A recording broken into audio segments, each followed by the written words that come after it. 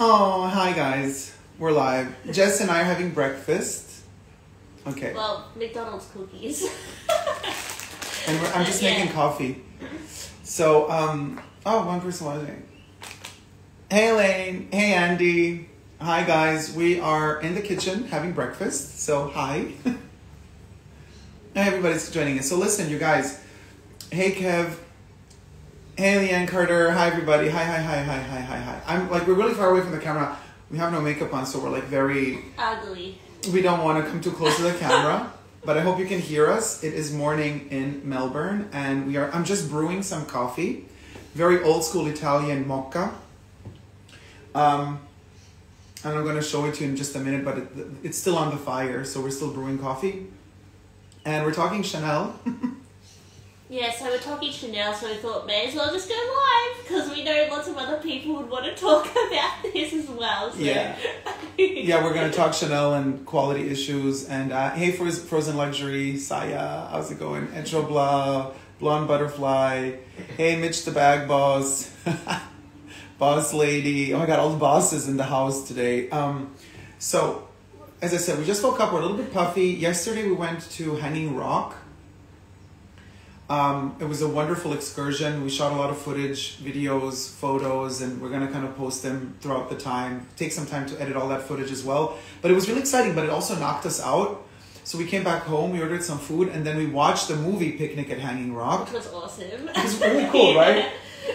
And then we were talking a little, and then like we went to sleep, and we were like a little pajama party moment, and we were just chilling, and now we're here. Oh, I love the two of you together. Thanks, Blonde Butterfly, LV. And so now this morning we woke up, and of course the first thing we do in the morning is talk about... and coffee. So, you know, definitely follow Jessie Style on Instagram. And it's _ Jessie Style. Yeah, _ Jessie Style. Jessie Style on YouTube. Thanks. Yeah. Too poor to buy anything from Chanel now. More important priorities, says 112 Georgie. Yeah. I feel like a lot of people would be similar. Yeah, a lot of people would be similar. But you guys, so Jess, while I'm doing coffee, so we were talking about the... So we're talking about the decline in quality for Chanel and how I made some observations from my own experience working at a consignment store and seeing bags from the 90s, 2007, 2015, 2022. And I asked myself, how are people who are collecting bags not noticing this rapid decline in Chanel bags? And I know a lot of you guys who I've talked to on my channel and stuff had said, you've been collecting bags for a while and you can see that the older ones look better quality than the newer ones. And me and Dacob were talking about the concept of collecting bags also, and how perhaps this has only been a concept that has been around for the last 10 years, and maybe that's got something to do with the way Chanel's going in the future. I don't know, guys, but I just feel like how can Chanel get away with such obvious modern day flaws? So for me, I noticed that bags prior to around 2010, once this lady brought in literally a classic flap from 2007, which was incredible because I got to see the price that it was back then, and she hadn't really used it at all.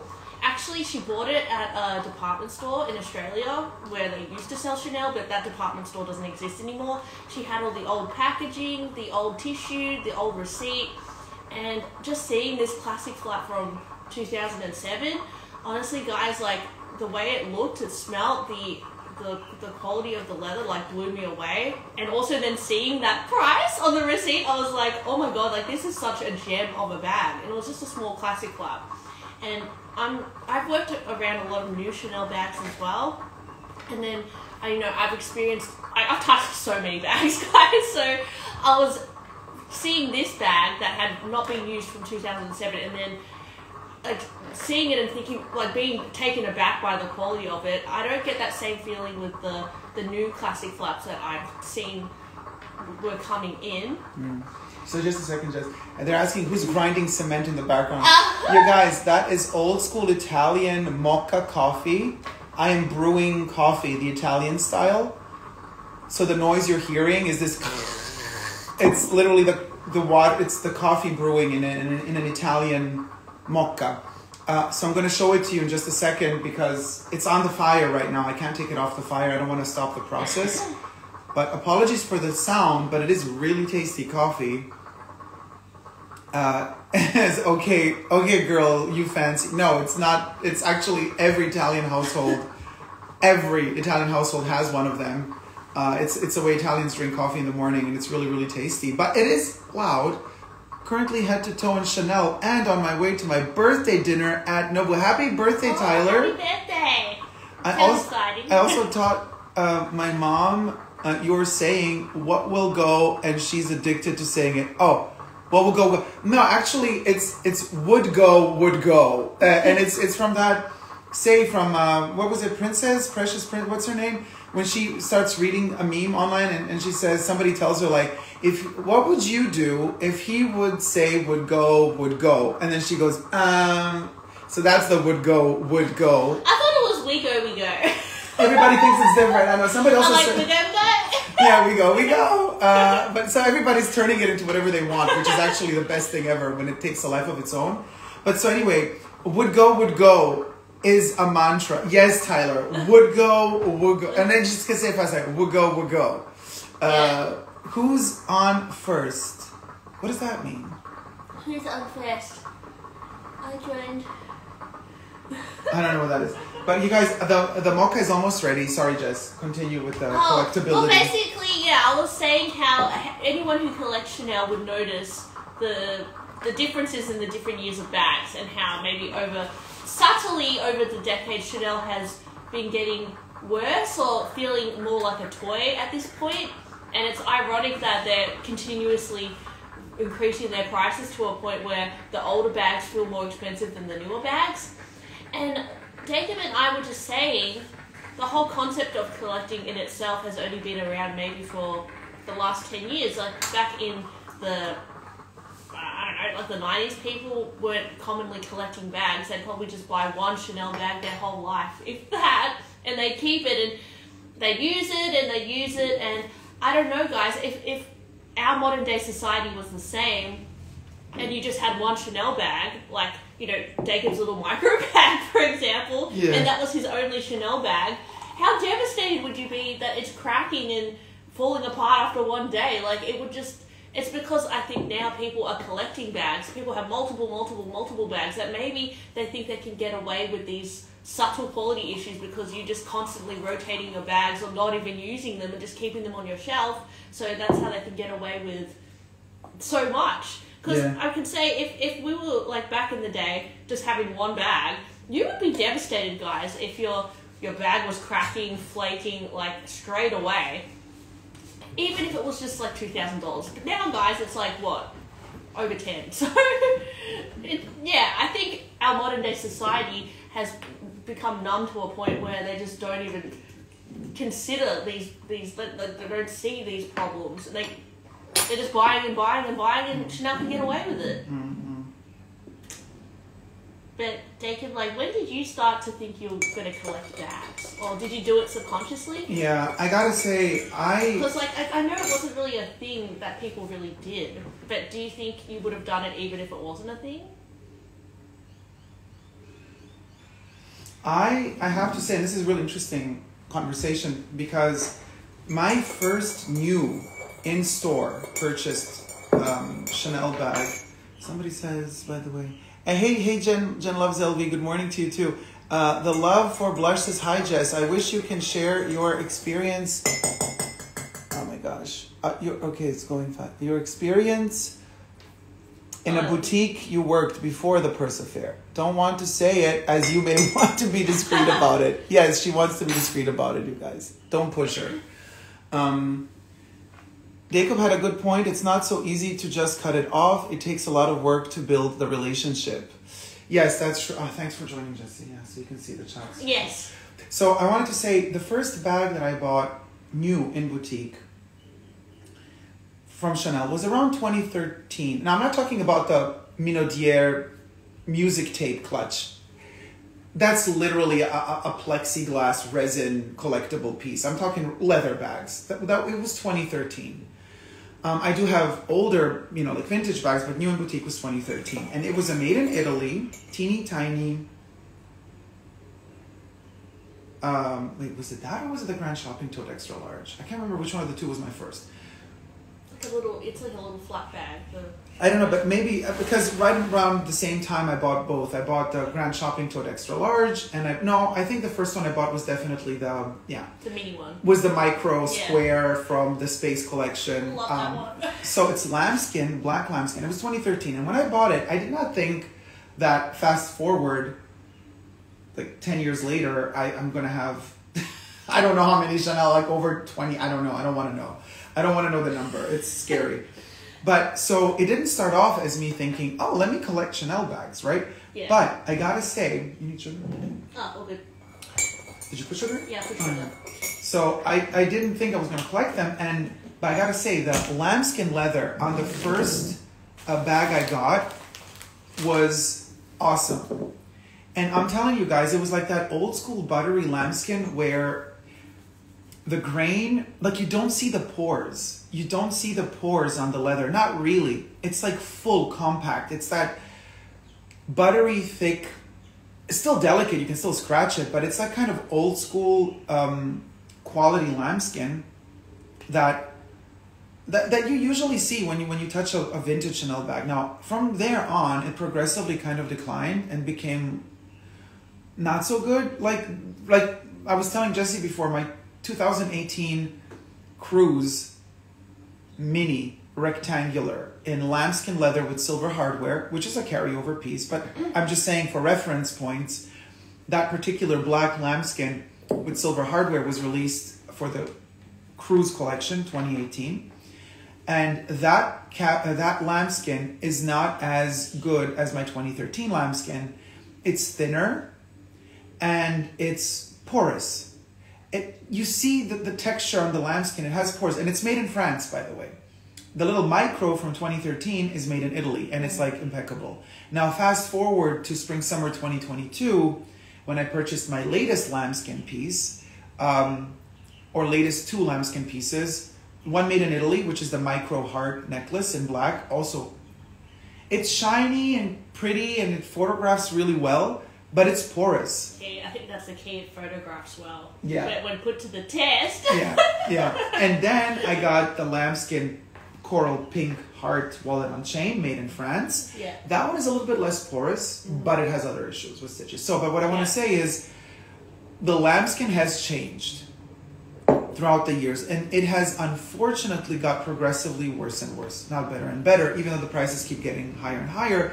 And then on top of that, I was also telling Jesse that I feel that there's this concept of collectibility of Chanel. I think the people in the 80s and the 90s, if you were like super rich and you needed to have your bag to go to a soiree, to go to a business meeting, a celebrity or something. Yeah, and if you're like a lady of a certain age, because back then Chanel was not that popping, especially in the 80s, like you would have your timeless classic bag in a brown color, in a black, and in a white. Usually these are the three colors you would kind of rotate, and you would take them to the affairs, events you had. Now, Carl kind of pushed the concept of making Chanel more flamboyant and youthful in the 90s. Already in the 80s, but the 90s were like, the epitome of youthful Chanel. Yeah. And that's when people kind of started to buy it also for just out of whimsy, not just because they came from a bourgeoisie class society where Chanel bag is seen as, in certain circles, you just have a Chanel bag, not to show off that you have the latest colorway, but just you have the Chanel. It's like wearing a gown. It's a uniform. It's like totally something you wear. Yeah. And then, but it was still not a collectible. I mean, then I also said to Jesse, there's this Caroline Serfte-Dudzel, very famous stylist. She's still active today. She used to work with Karl Lagerfeld. She has a wonderful Instagram profile as well. Caroline Serfte-Dudzel, who also styles all of the Moschino campaigns at the moment, she would style a lot of these ad campaigns And I think Carl gifted her a lot of the bags as well. So she still today, she doesn't buy new Chanel bags. Like when she opens up her archives in her Parisian home, she opens the drawers and she shows all her colorful Chanel bags. She probably got them for free or for like staff sales, super cheap, back in the 90s while she was doing her styling work, and they're all colorful. So you would say, oh, look, she's a collector. But that's a rare instance of a stylist. It's her job, yeah. Yeah. Now, other people have still not been collecting bags back then. Fast forward to 2022, and let's backtrack maybe up to 10 years. I want to say a bit, maybe less than 10 years. Chanel bags and bags in general started becoming a thing to collect. And so we have two problems here. One problem is that obviously from the 80s till today, there's more people. Humanity is expanding. We were like 6 billion people. Now we're like almost 9 billion people on the planet. I'm not saying that every person can and wants to buy a Chanel bag, but what I'm saying is one issue we're having is the population is expanding. Also, people who want to buy these products are growing in numbers.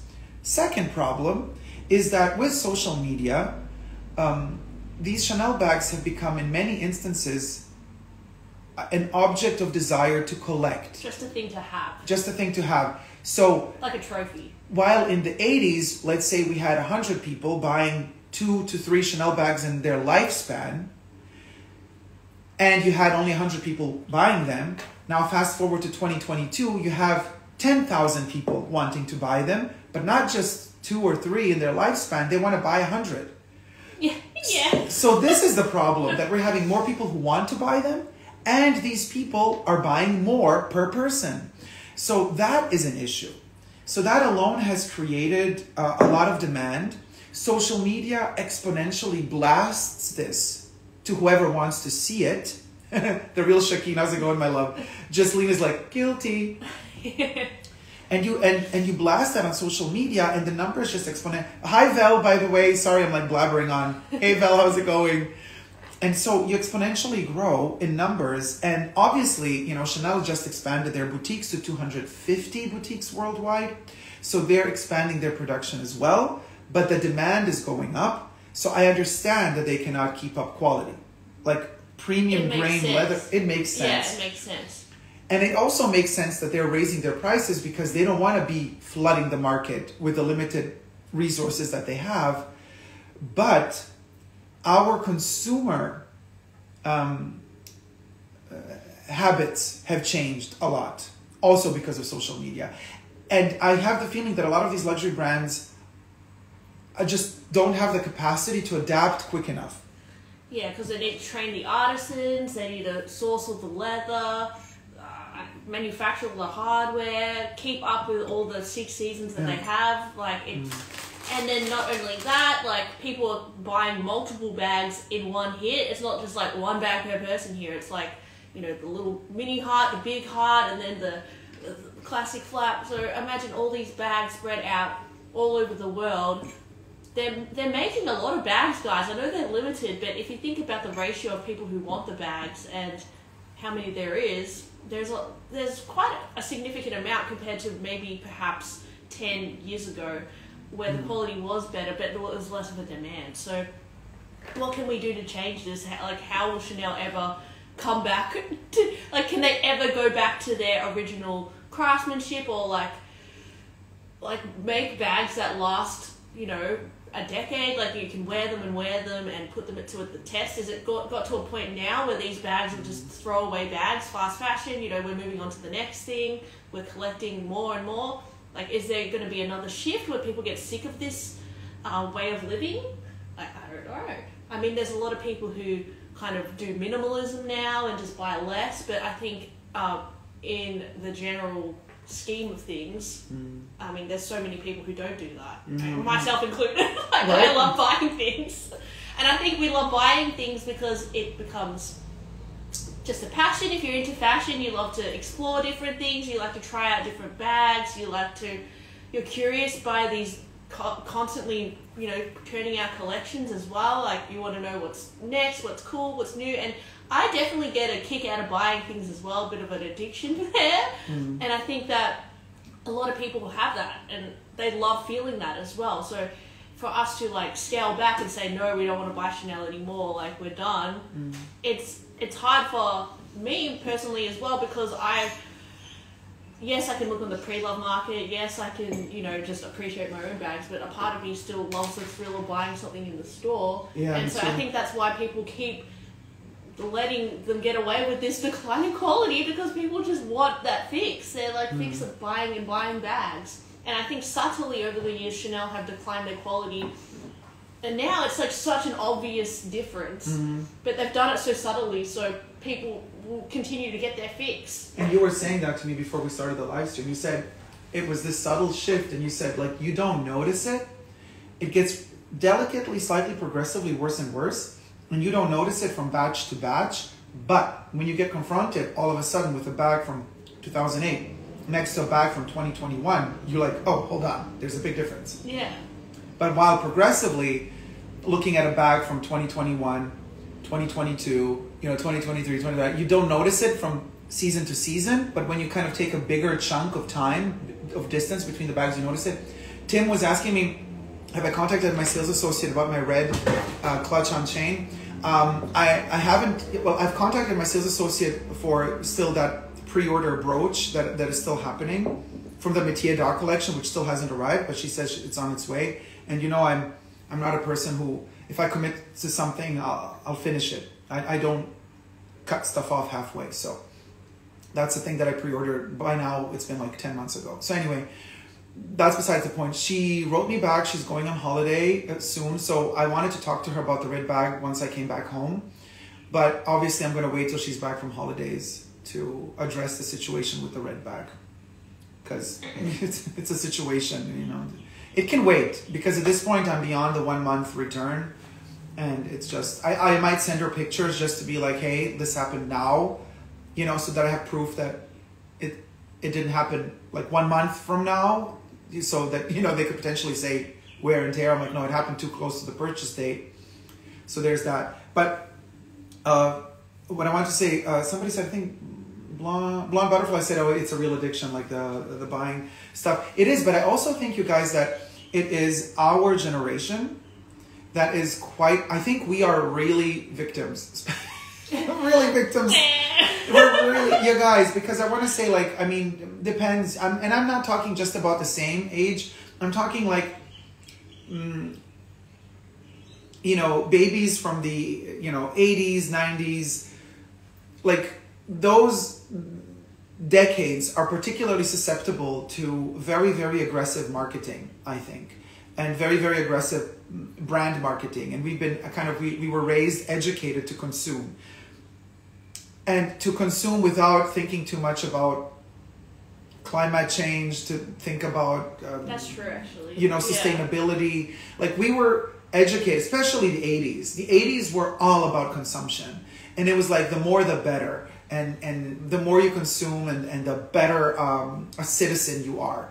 And now things are changing. So I do believe that we are kind of this weird, and also plus, coming from that age right before internet, and then into internet, and then into social media, like, we're kind of lucky in many ways because we got to live without it, but also unlucky because we also live with it.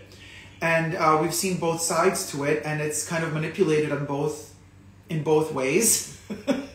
But I do believe that the newer generation, like, I always use her as an example, but Greta Thunberg and her entire generation, they're sick of it. They're fed up with it. And I do believe that younger people today are going to grow up less interested in this form of consumption like we are. But just because we were brainwashed into it, you guys, I think we are in many ways victims. We should start a support I group. think that's very interesting, because, like, I sometimes have worked with people who are a lot younger than me, like maybe 10 years younger than me, and they're... Cheeseburger. And there are some people who I'm friends with who collect bags, but a lot of younger people think it's ridiculous. But then I find a lot more people around my age who would be more into collecting bags and that sort of thing. So perhaps the newer generations wouldn't fall for this. Oh, I don't even think they could afford to buy a new Chanel bag, though. That's the thing. Like, going into it at this point, maybe that's the whole point. Like, maybe that's what Chanel wants. Maybe Chanel wants to go back to that 80s. You buy your one, to 3 top Chanel bags in a lifespan. Yeah. Maybe. But then if they're doing that, they make them good quality. Yeah, but the thing is, why would they want to do that? Wouldn't they want to make more money? Wouldn't they want to...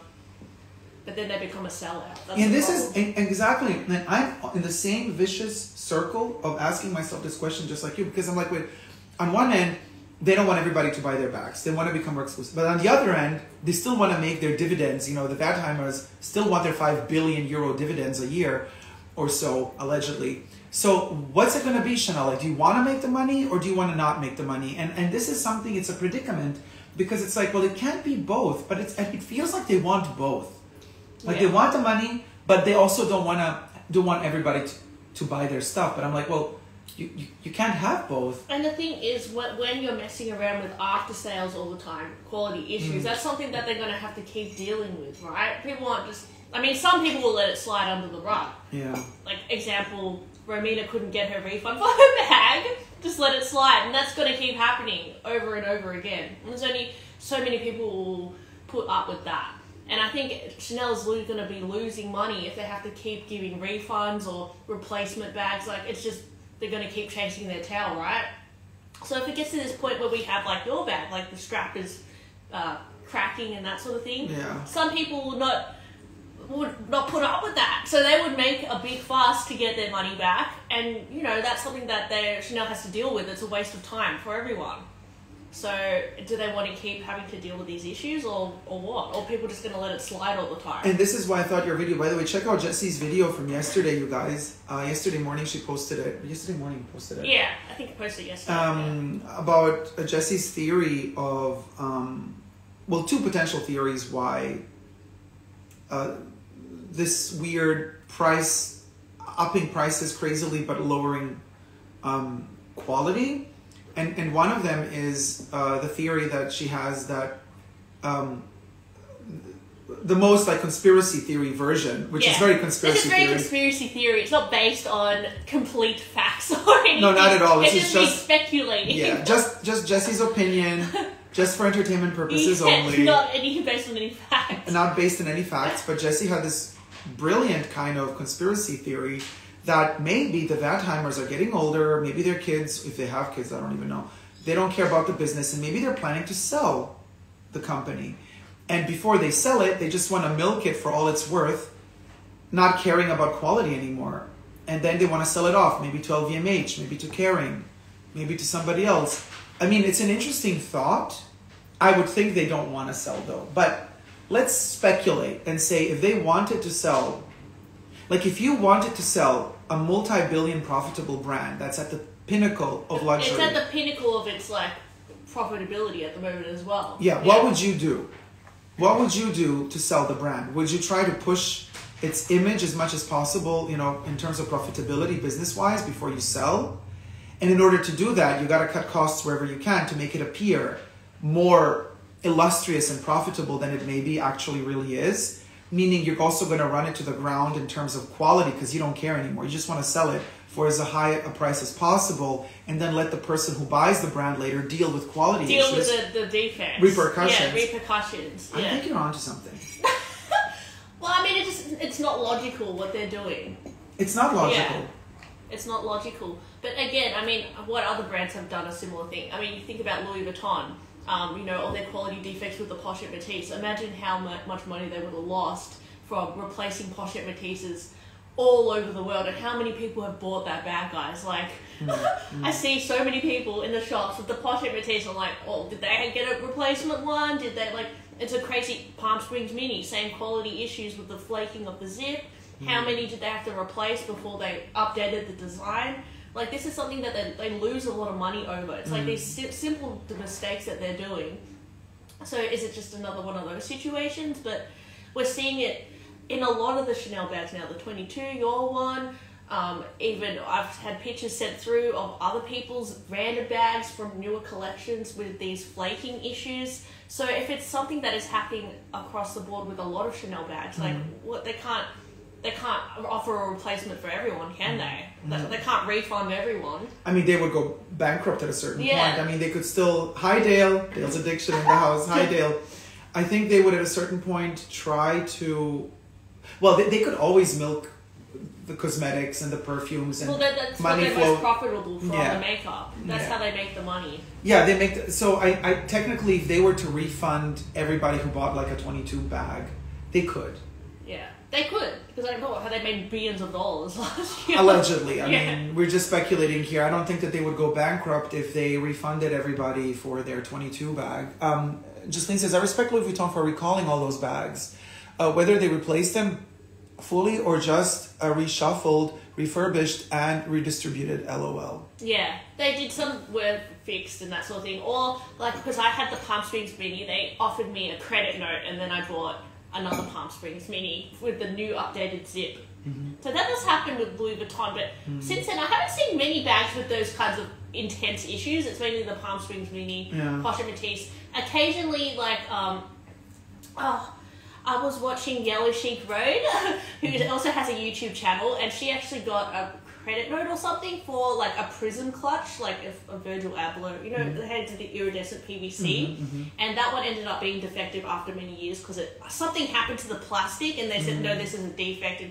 So Louis Vuitton is very good like that. They will, you know, see when something is obviously a defect, and they'll give you a credit note. Chanel is not as loose as that, to be honest. Chanel isn't as giving. Which is weird because it's actually more expensive in many cases than Louis Vuitton. Exactly. Yeah. And this is also something I've been asking myself. Why are they so, bleep retentive about it? They're a multi-billion-dollar company. Why is it that Chanel is kind of one of those most difficult brands to get a voucher from, to get a replacement, or, you know, they're so stingy about that. They're like, stingy, you're earning so much money. Why is it so hard for you to accept a flaw and see when you made a mistake and just say, okay, my bad, here, take a new bag? Like, because Blonde and Butterfly says so true about Louis Vuitton, they just let me pick a bag because my Neo Noe was glazing, had glazing issues. They were actually great service. Well, this actually makes me entrust brands like that more too. Oh, totally. You know, I know if I'm spending $4,000 on, I don't know, what's $4,000 at Louis Vuitton? Something. A bag. Oh, Australian or American? Any. Like, I don't know. Okay, a Petit Mal. Let's say I buy a Petit Mal. Yeah. And even if, say, I scratch the little rivet thing on the side, I can take that in, they can replace the part, most likely. With Chanel, sometimes, if it's over 5 years old, if I, like, say the logo falls off, something crazy, they don't necessarily have that part either. No, they don't. Seasonal bag. Yeah. So that's another thing with Chanel. There's a lot of things that are like what makes them justify these prices now. You're not getting any, like, yes, they say they've got their 5-year warranty, but what does that mean? What does that even mean? But you guys, another thing that I've noticed is, you know, since I've been doing my YouTube channel for so many years now, and a lot of you send pictures and questions and share experiences with your bags and how the quality, with different brands as well, obviously. And I've noticed that with Chanel, it's usually, it's always the same issue, basically. People buy a bag or a small leather good. There's issues with the leather. Something is chipping or breaking. When these people start using the products, and then they have issues returning it because Chanel is kind of not into it. Yeah. They don't want to. And then I've noticed this tendency that a lot of you write to me. Oh, I bought. Okay, so for example, when my fuchsia 22 bag started peeling, after 20 minutes of wear, I immediately sounded the alarm on YouTube and on social media, and I said, you guys, be careful with the 22 bags. This is not normal. I got my full refund, but guess what? Then I started receiving, much later on, pictures from you guys sending me images saying, Dacob, I also bought the 22 bag, but I bought it like a month ago or several weeks ago, but I haven't used it yet. It's still packed. And there's this tendency that, and they said, oh, now I opened it, started using it, and it started peeling. And I've noticed this since a couple of years now, you guys. A lot of people writing me and saying, oh yeah, like if I unbox a bag, people would say, oh, I have that bag too, but it's still in storage. Very Beyonce moment, but like I haven't unboxed it yet. And I've noticed that a lot of people are buying these bags and not using And them. holding on to them for Christmas or their birthday and unboxing them like I'm the same guy. Sometimes I buy a bag and I'm like a bit embarrassed. I'm like, gosh, I should have bought. I'll open that like in a few months. I've done that a few times. And that's a problem. Yeah. Because then what happens is you miss your 1 month or 15-day return warranty. Yeah. But also people, so I think Chanel has also noticed that people are just like buying them and not using them.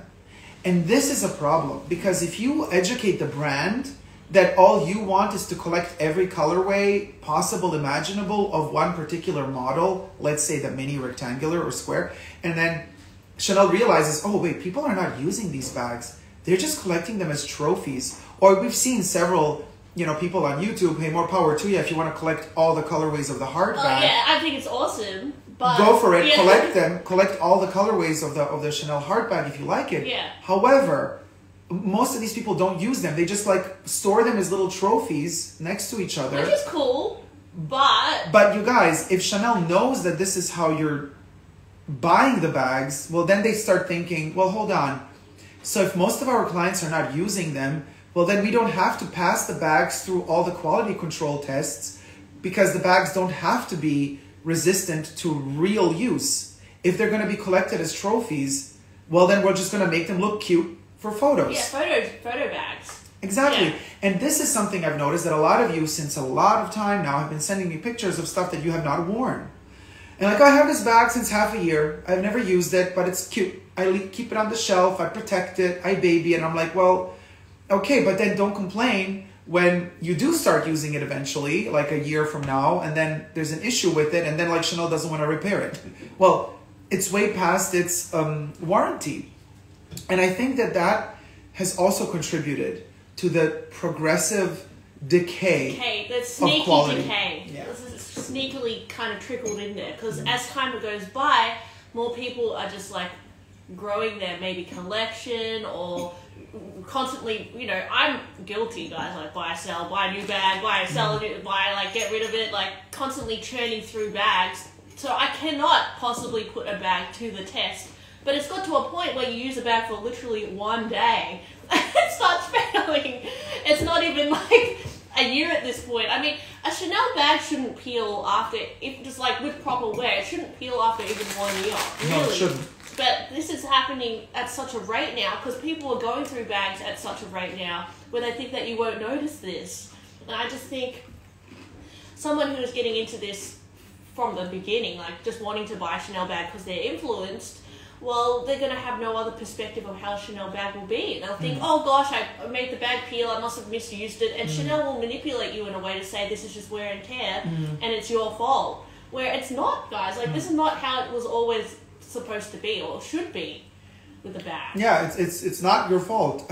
Yeah. I mean, of course, if you stomp on your bag and you run it through the mud, it's your fault. Yes. But Color transfer is your fault. How we call it in the business, delicate wear should not procure such I can tell awful scratches and peeling after 1 day of use. I can tell you guys, the way that Dacob uses his bags, he's not the sort of person who runs his bags to the ground. He's very, he's aware of his bag. He wears it, aware of the clothing he's wearing with these bags.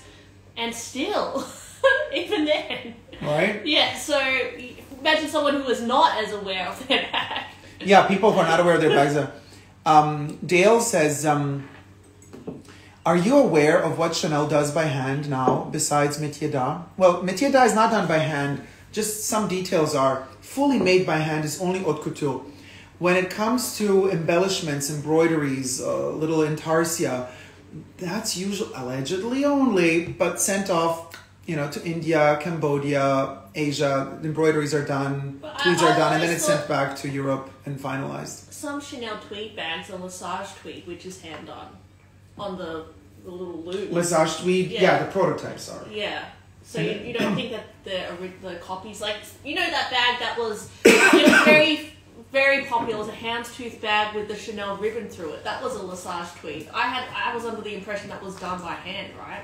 The Yeah, but not in France. Oh, okay. Like Lesage, they have like a couple of workers working. They do their samples, prototypes for the collections. But then once the orders come in from the boutiques and they have to produce let's say 500 jackets of one particular style, Lesage isn't going to sit there They don't have. That's what I was thinking. I'm like, how can they possibly? They send the samples. They send the samples over to another country. They source it out. The tweeds get made and then sent back. Yeah. Allegedly. I mean, some of the embroidered bags that are very expensive are, hand embroidered. Yeah. I don't know about that Chanel pearl bag. Probably not that one. I don't know if that was hand.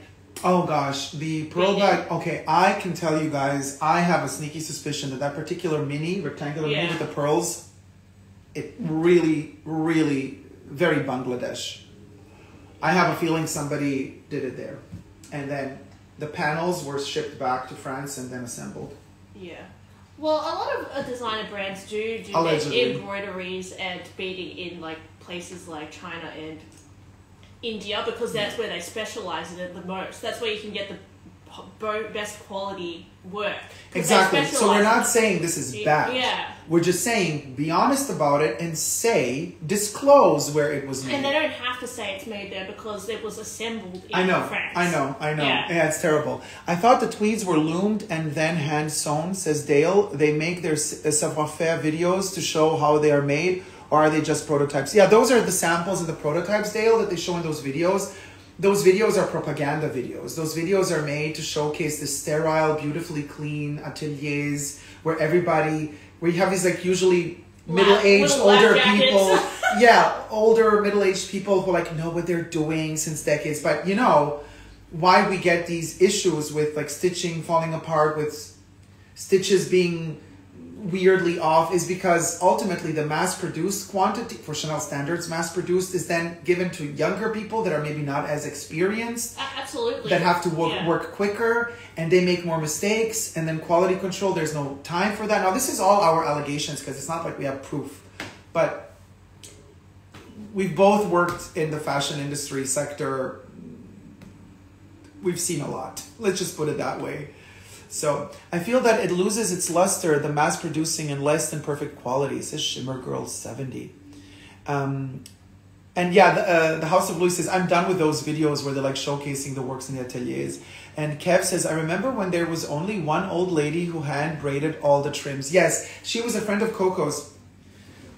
And interestingly enough, when she passed away, the Chanel company acquired her little loom thing to create the braids. And they have it in their ateliers, but also interestingly enough, yes, they use them sometimes for métier d'art, prototypes, and for haute couture. But you're not gonna. Listen, to deliver 9 collections a year to 250 boutiques, and you have at least 70 to 80 looks per collection, of which it means you're gonna have at least 20 tweed or jersey or wool jackets per collection. Yeah, it's just, and then you're gonna do the math. Do the math, you guys, and then you're gonna do per jacket. You have a size run from, let's say, size 32 to a size 50, rarely, but from a 32 to a 42. And so every boutique orders at least a size run of 4 or 5 of like some main core jackets. You're not going to have somebody sitting like crazy day and night, not sleeping on that one machine doing the trims. Forget about it. Like, they're not going to happen. If you did one collection a year, you could say, yeah, they had 7 months, 10 months time to do all the work. But they're doing 9 collections a year, you guys. You just think about it. They literally have a turnover that is of 1 month to 2 months. So they have to start producing new collections in their factories every 1 to 2 months. Yeah. And they got to change the entire production. Every 1 to 2 months, they got to start producing a new collection. And that's 80 looks, more or less, per collection. Apparel, accessories, bags, costume jewelry, shoes. Like, I'm telling you, it's just, even though, Chanel says, well, but, unlike other brands, we only have 250 boutiques worldwide. I'm like, yeah, but those 250 boutiques, you need to fill them up with the collection. You need to deliver the goods. So I interned for a Greek tailor that was retired from Chicago. He was amazing, says Leanne Carter. Wow, that's a lot, says Cafe Johannes. And I'm telling you guys, this is why we don't always put things in perspective, but we have to put them in perspective if we want to understand numbers. And this is a business. It works through numbers. So there are certain numbers they do not want to share with us, and that's fine, that's their good right. But there are certain numbers that we can find out ourselves. For example, when Chanel presents a fashion show, they're going to show you their looks. And usually it's 70 to 80 looks per collection. So these are numbers that are official. You go to their website, you see, okay, 75 looks for the spring-summer collection. Then you think, okay, there's 250 boutiques. Not every boutique orders the entire collection.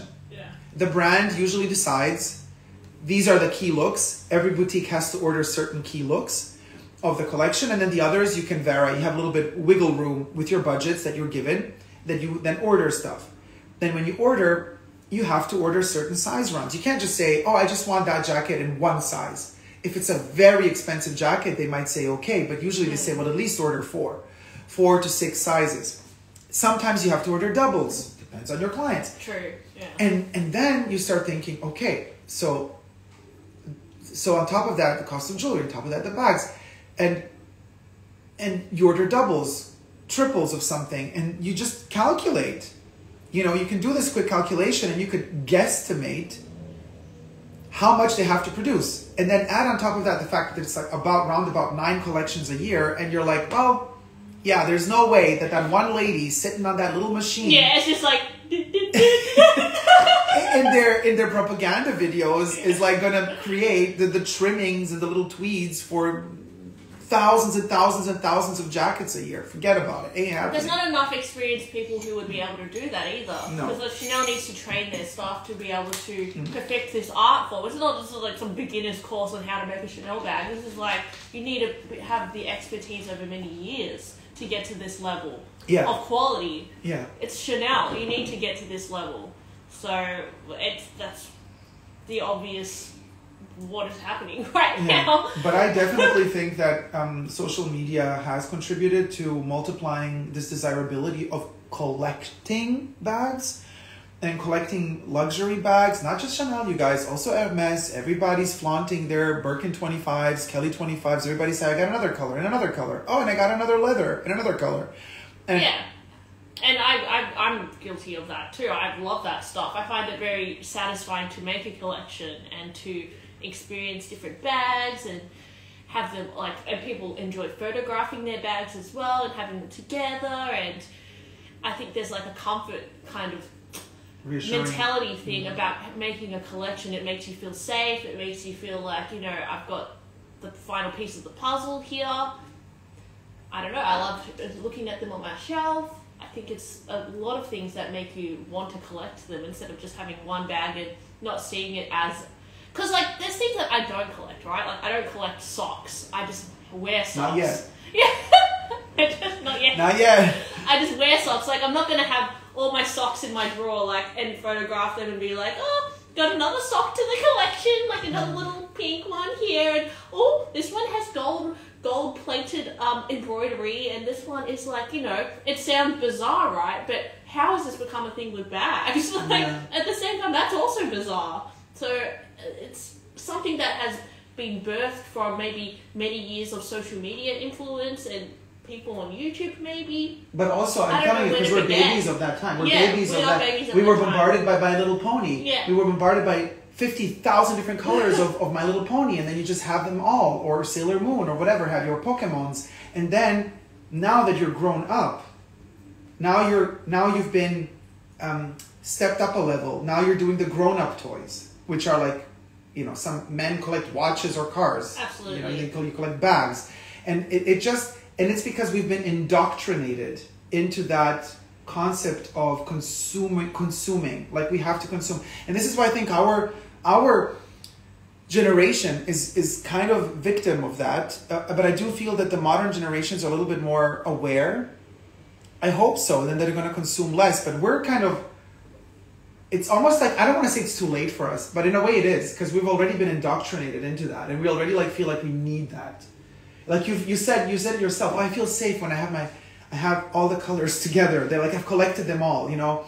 And in the back card of every toy that I ever purchased, it always says, it shows you buy a toy, you flip the card, and in the back there's a photo of other 10, and underneath it says, collect them all. Yeah, it's always like that, isn't isn't it? It's always like And that. I've been doing that for a while. I remember I used to collect these little figurines. I think I was just in Australia, so anyways. And you could collect all the different, they're like little figurines of like different cultures and different like people throughout history. And at the back of the box, it was like collect them all, and there's like, you know, rare ones. And like this is something that I would get so excited every week to go to Kmart and like get my little figurine, right? So I could add it to my collection. This is something that's been embedded in my brain from early on. Yeah. And I'm not going to blame it on my parents or anything, but even like I remember in school, like I wasn't allowed to eat chips, but I always wanted to eat chips because you get Tarzos in the chip packet. Exactly, that's what I wanted to say. It starts with little things like your cereal box and the toy in the cereal box, and like collect them all,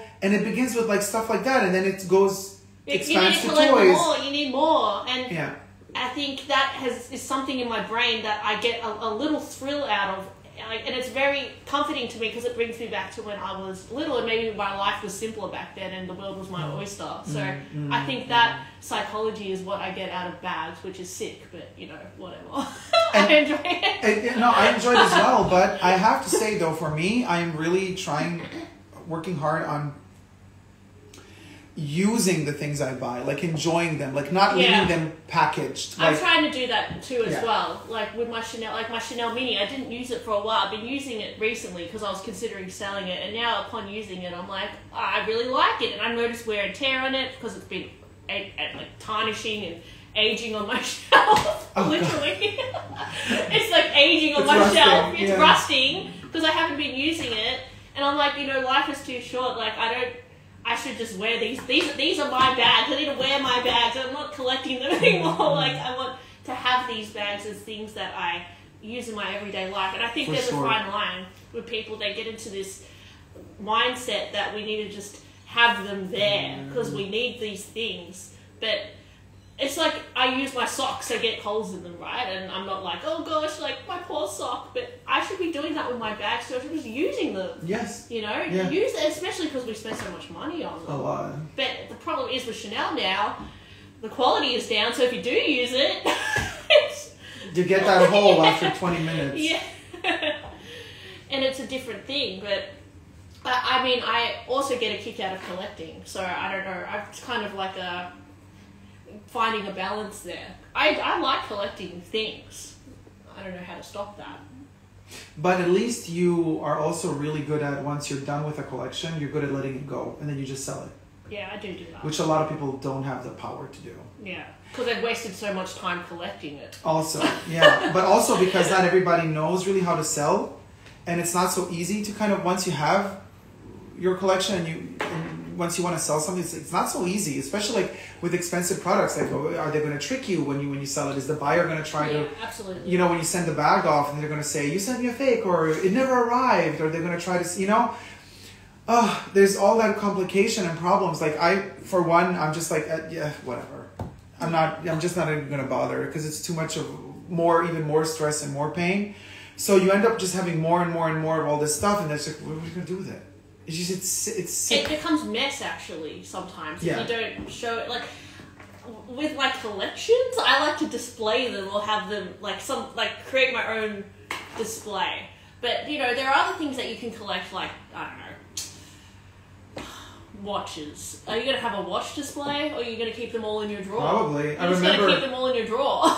It's like yeah, in the 90s, everybody collected Swatch watches. I had Swatch watches. Everybody had like panels on their walls where all of them were hanging next to each other. Like every season, you would buy a bunch of Swatch watches. That's right. You need to display them as well if you have a collection. Yeah, Kev says, I have a lot of trouble letting go. Yeah. I do too. Yeah. But that's Jess's strength. Like she can, like once she's done, she's done. For me, it's hard. I'm never done. Like, well, I find it gets to a point where it looks messy when I have too much stuff. Like, another example is in Australia, we had these Coles freebies. Like, you get these, like, miniature, like little Coles groceries. And every time you went to Coles, if you spent $30, you get a little miniature. And I collected them all, right? Because I just thought in lockdown that was a really fun thing to collect. And I managed to collect them all from shopping at Coles. And, you know, I had them all in a little box, and I'm just like, this looks like junk. Like, it literally just looked like junk in a box. Yeah. And I'm like, what am I going to do with this now? You don't have space to display them. Yeah, where am I going to put them? Like, it's just, I collected all this junk. Why? What for? Like, I just enjoyed the process of collecting it and the thrill out of unboxing it and being like, oh my god, a little miniature, like, Vegemite or something. Like, I got such a thrill out of that. But once I'd collected it, it was done. And so I just chucked it. What am I supposed to do with it? Like, I know, it's insane, and right? what do you do with it? But the problem is when we collect such expensive things, you can't just be, I'm done with it now. Like, no. You're stuck with so much time and money went into time and money. I love, know, and it's so passion. and it's so annoying. It's such Yeah. a burden at It's the a end of the day. burden. It's really a burden. But the real Shakeen says, I think when you start using your bags, you are less likely to add more because you remember and recall what you already have. If you have a collection piling up in boxes, you'll never be reminded of what you already have. Yeah. And the House of Louis says, I never had a problem letting go of things. I low-key like having less. Well, good for you. Kev says, I'm slowly turning into the old lady who lives in her closet. Yeah, me too. Terrible. Letty says, lately I'm feeling that kind of overwhelmed with my perfume collection, but I can't stop buying them. I know, it's the feeling of experiencing something new and discovering something that you haven't discovered before. Because I feel like with everything I buy, I learn something as well, especially with handbags. I learn something new. Oh, sorry. Push the wrong button. Okay, I'm back. But Letty says, but they bring me so much pleasure, the perfumes, I can't stop buying them. Shimmer says, I love Chanel No. 5. I'm wearing Chanel No. 5 right now, the pure perfume. Trina Garrity says, having just cleaned out my parents' home, and then and then I don't see the rest of the comment. I think you posted it without finishing your comment, Trina. The Love for Blush says, oh my, I recently have bad seller's remorse. I had a tweed houndstooth I bought for $5,350 and I repurchased for $8,590. It happens. AUD, It happens. G's. Oh my God. Hi, Melting Curls. And Justine says, I think buying and building a collection is kind of a learning process of what you like and what works for you. If only we could let go and prune. I agree. But also, like, how long does it take us to learn? I mean, you keep growing, you keep learning. I can tell you the way that I structured my way of buying my Chanel bags listen, you guys, I know I've been promising to do my full Chanel bag collection video, and I'm working on it. You know, when I'm back in the fashion bunker, I'm going to film more, and finally, sooner or later, we're going to get a full video of my entire Chanel bag collection, minus the ones that I brought back, the faulty ones, obviously. But what I want to say is, you will notice that the way that I structured my buying Chanel bags is, yes, I did go overboard on buying several different colorways and models and materials of the minis, which is embarrassing. But other than that, and funny enough, the minis are the ones I use the least. Yeah. The least. Yeah. The least. And they've turned into these little bonbon moments of, oh, it's so cute, little tiny mini, boo, boo, boo. And then you buy another one, and like, what the fuck? Which ones do you use the most?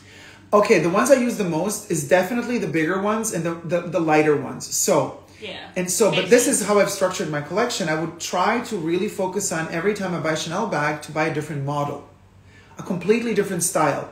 And this is where I agree with the real Shakeen in terms of I was learning as I was collecting which type of style suits me the most. And now after I can tell you, I've literally had all of the classics come through my hands in all the sizes and in different materials. I can say that, yes, shape-wise and heritage-wise, the 255 is the love of my life. But guess what? I don't use the 255 double flap that much. Mostly because I'm like, damn, this thing is so expensive now. I don't want to ruin it. But also because I've noticed that for me, the best 255 bag is the camera bag. Yeah, it makes sense. Simple. It's the large capacity. Great capacity. Yeah. The large camera bag 255. But that makes sense. But even more so, it's the bum bag, the oversized Egyptian Chanel bum bag. So nice. The gold one. I know it's tacky. It's gold. It's big. Women usually don't want to buy it because it's really big. But it fits what I need it to fit. It's not too small. It's not too heavy because it's made in this special cotton with a gros grain interior. And it's a fabric bag, but that's how Chanel started making her bags, out of fabric. So it's very much heritage. And it's very unique as well. You don't see many people wearing it. And it's practical. Yeah. And you wear it crossbody, hands-free. It's big enough to put all my essentials. And I'm noticing, well, it's those bags that I actually want the most. Now, status symbol-wise, you want to have the double flap Timeless Classic. But the double flap Timeless Classic is not a practical bag.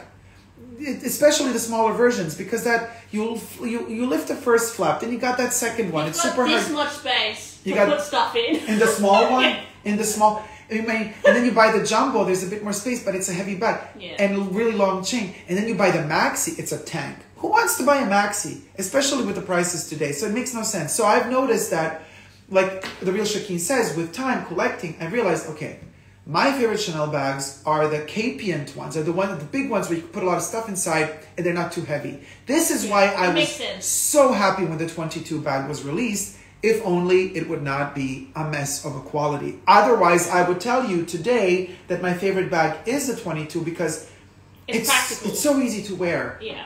But unfortunately, it falls apart. So there you have it. Listening while I work says a polished gem. Had to jump in. Though I recently bought a lambskin wallet on chain to replace my caviar, which I was going to sell, but I couldn't all it. It's so lovely and memories. Can't let it go. Aw. Shimmer Girl says, great. Blonde Butterfly Louis Vuitton says, it's so hard to let go. I keep making a list of ones to sell, but I haven't yet. Take your time. You don't have to rush. Yeah. Dale says, Dale's Addiction. What I bought when I started and what I buy now is so different. Yeah. Much more adventurous now. Dale, I completely get you. Like, that's exactly how I think I am as well. I can't speak for Jessie, but I think because Jessie's on her Hermès, I don't want to say journey, because it's not like she's buying in the store to get offered a Birkin or something, but she's just buying also used bags. I'm actually like exploring Hermes bags that no one talks about as much. Yeah. And I find them more good for daily use. But that being said, not all Hermes bags are practical as well. I'm finding lately I use my bag a lot and my Bolide, which are bigger, just again because it's just a zip, easy. Got a capacity. Bag. I just chuck my stuff in there. Her bag looks amazing. Yeah. I love it. We had the her bag with us yesterday. Oh, and I forgot to say also with Chanel, what I also really like is the teeny tiny ones, which I wear as necklaces. Yeah, but that's my accessory mood, which makes no sense, but. I like tiny bags on chains. So, but even those are breaking because the red one that I just bought, it's like it's like literally this small, and I'm like, that's such a shame. How can there be wear and tear on something so tiny that doesn't even have any weight? Like there's no friction. Like for a bag like that to break after 3 days of use means that it's disintegrating on its own because it doesn't. You know what I mean? It's not like a heavy big bag that you're kind of bumping into stuff with and. It's scratching like right. I don't know. It's insane. Kathy Hanna says it's difficult because you're constantly evolving and changing. So what you like now, you may not like it tomorrow. Well, if you stick to the classics, you're probably going to be okay. Do you think you may buy any pre-loved vintage now after your recent experience with your new bags? Yeah. Yes. How do you store your Chanel items? Angela says, well, people say don't put them in plastic bags. If you live in humid environments, don't. They're going to get moldy. People say the bags need to breathe, leather needs to breathe. To each their own, you guys. I think it depends what climate you're in, how the temperature is in your room. Yeah. If you've got sunlight in there, obviously try and keep them out of the sun. I just keep my bags open on my shelf, and the colour has been fine. I've just noticed on some of my Chanel bags they're tarnishing, but I don't know if that would have happened anyway. The newer ones. The newer ones. Yeah, the newer ones. The older ones didn't do that. Yeah, the newer ones. Yeah, even their hardware is worse quality now, you guys. Yeah. I've seen a lot of videos on YouTube of people unboxing new bags, using them for a week, and then they start creating that black residue around the hardware. The black residue is really bad, and it's actually really hard to clean off. Like, you need to replace the whole hardware. Yeah, it's super hard to clean off. Yeah. Blonde Butterfly says, I feel the same way. I use my denim impressions bag from 2020 the most because it's so easy to use versus my trendy, etc., which sits on my shelves. And the real Shakeen says, the 19 is so practical. I hated it at first, but it's honestly my most used. Yeah, because it's an open, you got more capacity and it's softer. Dale's Addiction. Oh my God. Hallelujah. Your unique Chanel bags are my faves. Dale's got the best collection. Lots of cool bags, unique bags. Dale is experimental, definitely. Yeah. Coco Kitty CC, I agree with Jessie. The mini and jumbo classic flaps are all you need of the timeless classics, but still they're so impractical. I still feel it. Yeah, I like the minis. I still have some minis. The love for blush says, I honestly use my non-leather bags more. Unique seasonal bags is what I look forward to. And Jess and I went to the Chanel boutique and we really enjoyed the 22 in velvet. Oh my god, it was so pretty. In the velvet with the Chanel seat. It had little sequins with Chanel, which was very nostalgic 90s vibe. Yeah, but also that bag had stitching issues. Oh god, that was really bad. The stitching was terrible.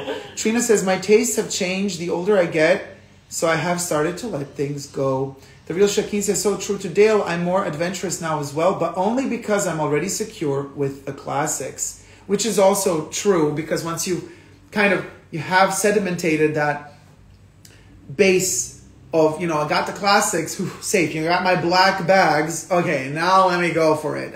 We've all been there. Well, all of us were crazy, buying like crazy Chanel bags.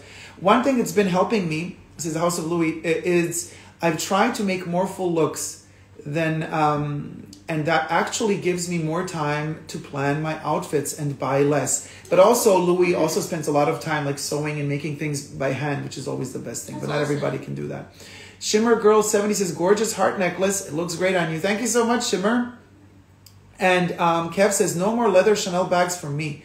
I'm more interested in fabric bags from Chanel for now. Me too. And you guys, I did not like how the 22 bag in velvet with the sequins looked like on photo, but when we saw it live in the store, it was so cute. We both loved it. Yeah. Loved it. I would have definitely bought it. I could see myself wearing it. Yeah, I would have bought it had I not had issues with the 22 before, and had I not seen all of the stitching just popping off on the velvet. It was literally the velvet, the stitching was coming, it was unraveling, and the chain strap, all the leather was coming out of it.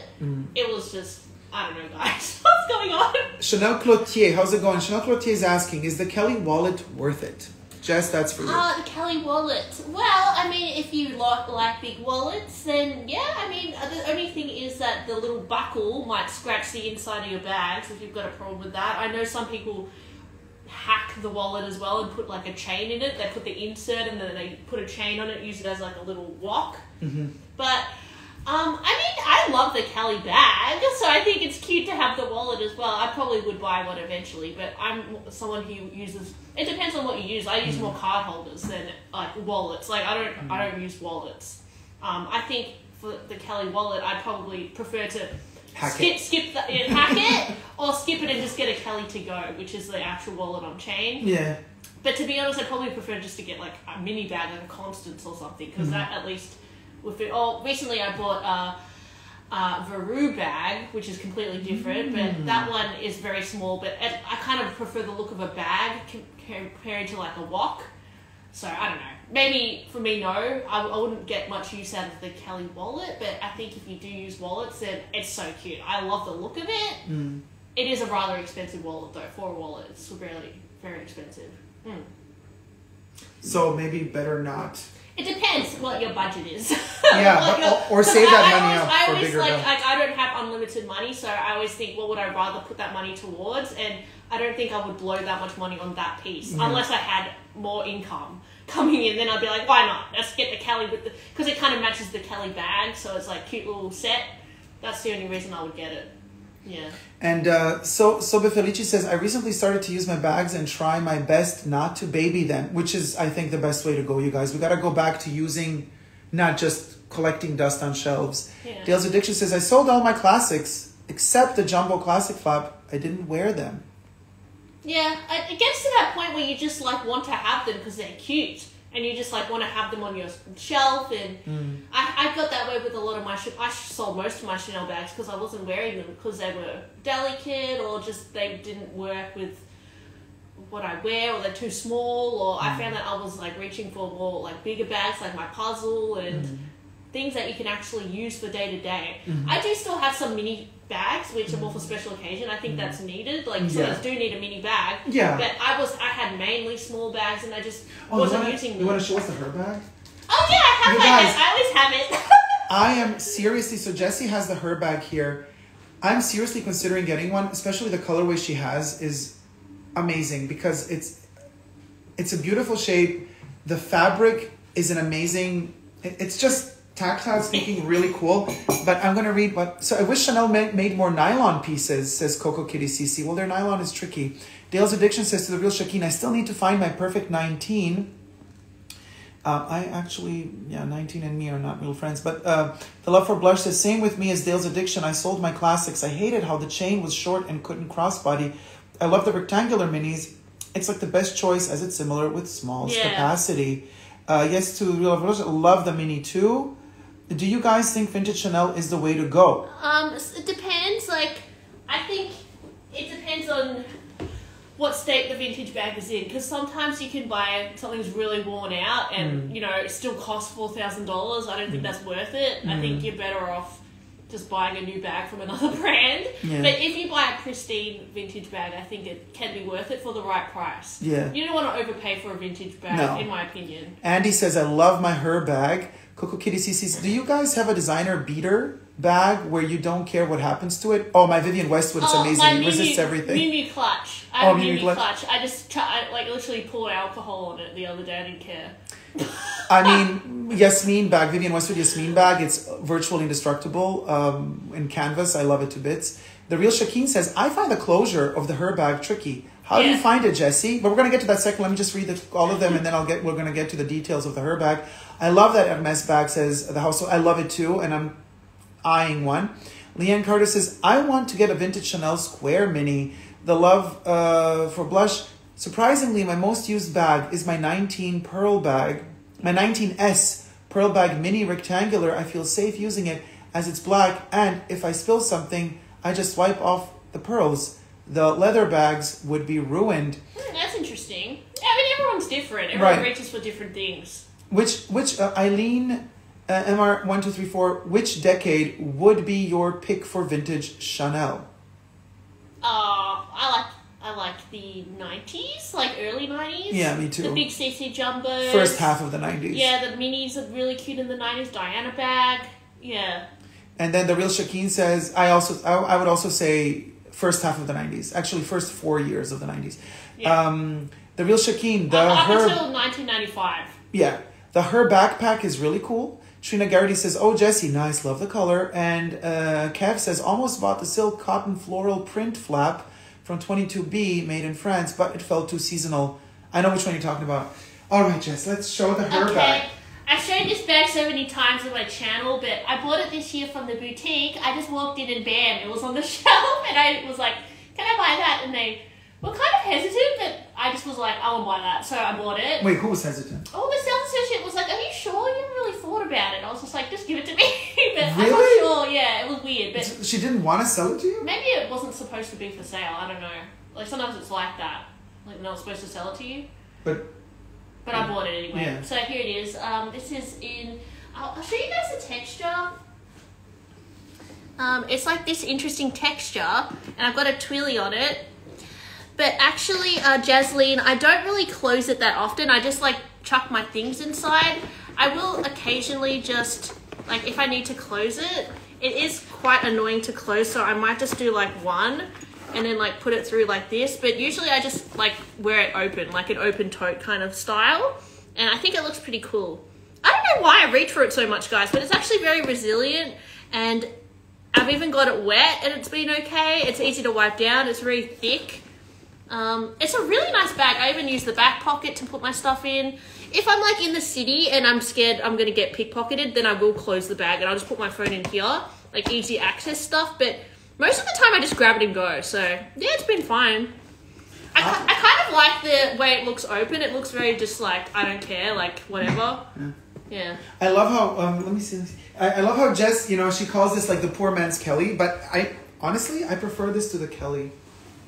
There's something about this very youthful. It's very fresh, very youthful. And I don't know if you can see, but the detail, look at this green.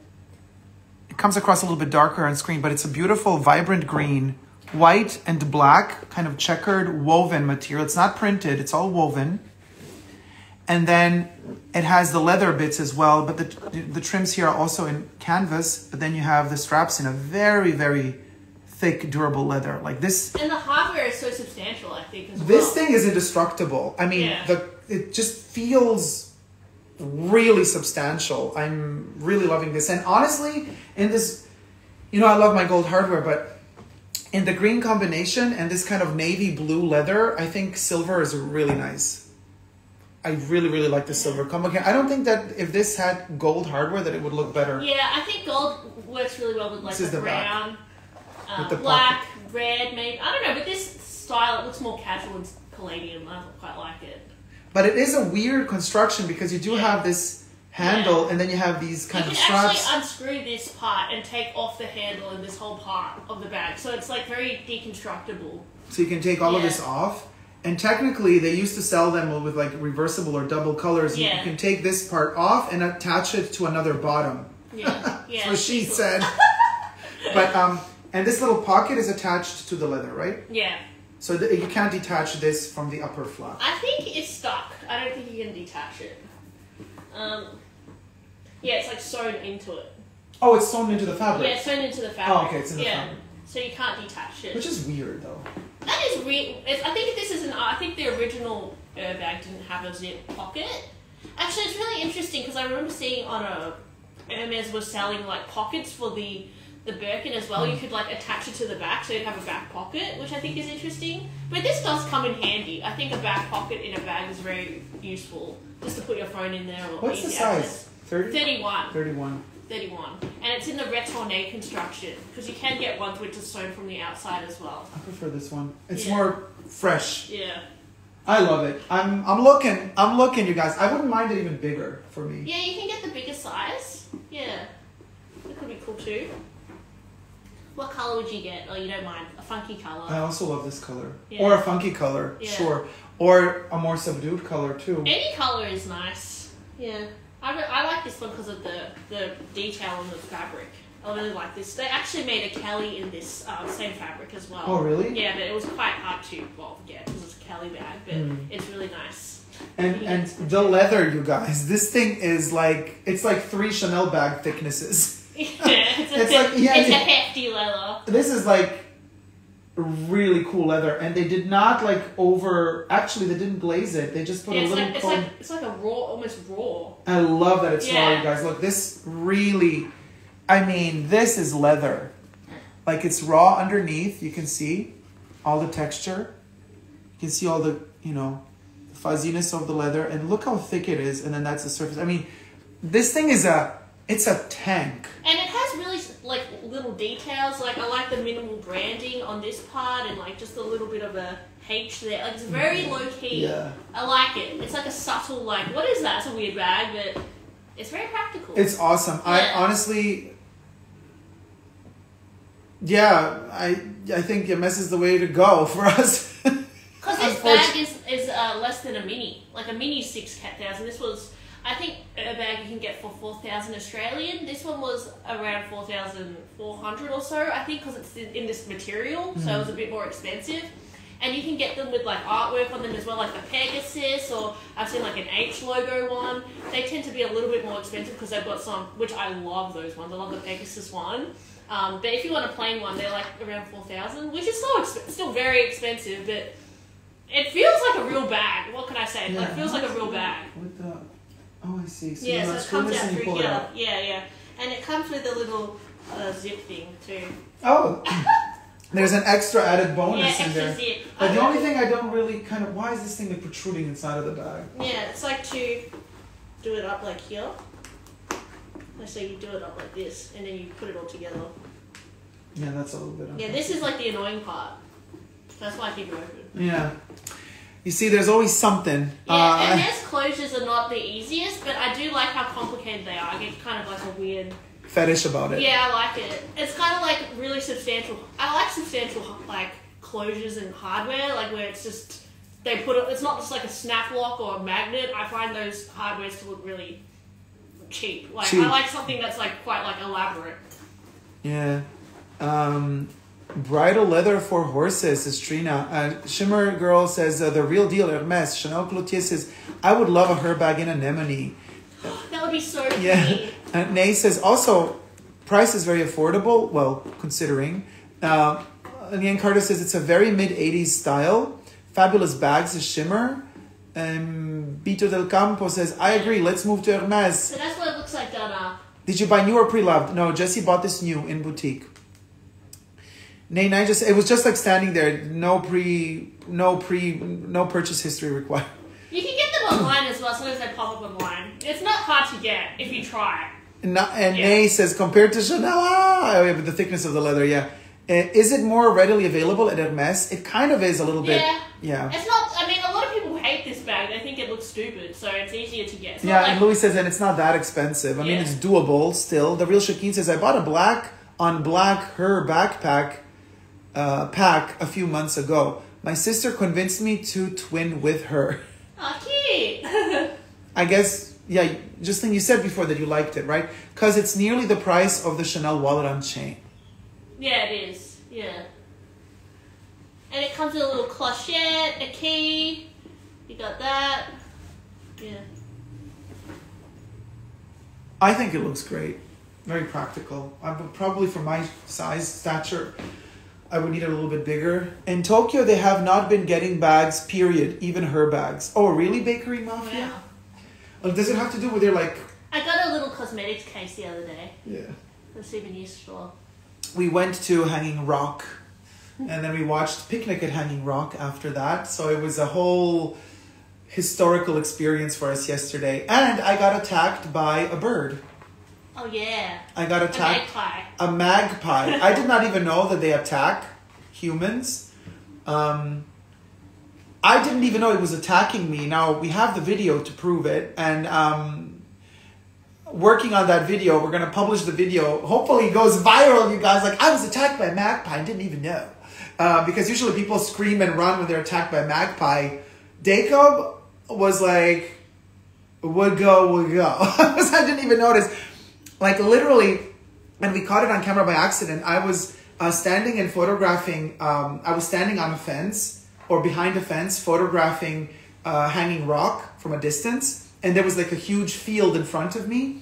And the car was parked behind me, and like everybody was waiting in the car while I was taking a picture. And I just hear from the side of my ear this really weird noise, like really weird noise, like very Hitchcock. Yeah, David, it was so Hitchcock. But the noise that was coming, I've never heard a bird make such a noise. It was so insane that I thought maybe I'm about to faint or something, because it was like flapping of wings, but it was also like a scream, but it was a scream coming through wind.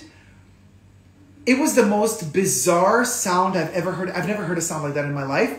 And so I didn't see it coming because I was like standing like this photographing, and the bird came from the back and it flew like literally like past me. So it was warning me. I guess I was close to its nest for some reason. And so, but I didn't know. But what I thought was really interesting after I've survived the attack was that like I didn't see the bird coming. Had I seen the bird coming, I would have probably also reacted like most people when you watch on TikTok or on YouTube, like videos of I've been attacked by a magpie. People usually lift their arms and are like, screaming and running and ducking. He did not flinch. He was just like... I did not move a millimeter. I don't think there's any video online of a person being attacked by a magpie, and they're huge. He was so just like, whatever. And not reacting to it. Now, had I reacted to it, I would have been sitting here right now telling you, oh my God, that thing wanted to kill me, but I ran away.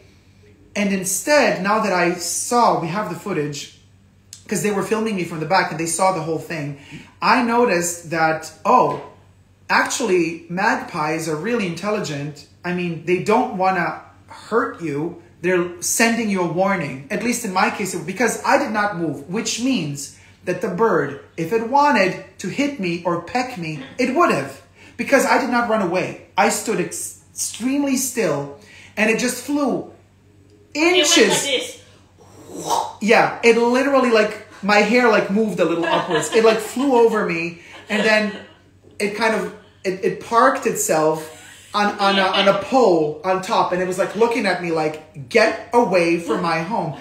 And so when that happened, it was like a woo, woo, woo, woo, woo, woo, like a really weird whistly noise in my ears. And then I turned around and I look up, and the bird is like literally up there looking at me. I'm like, did you just fly into me? Like, what the hell?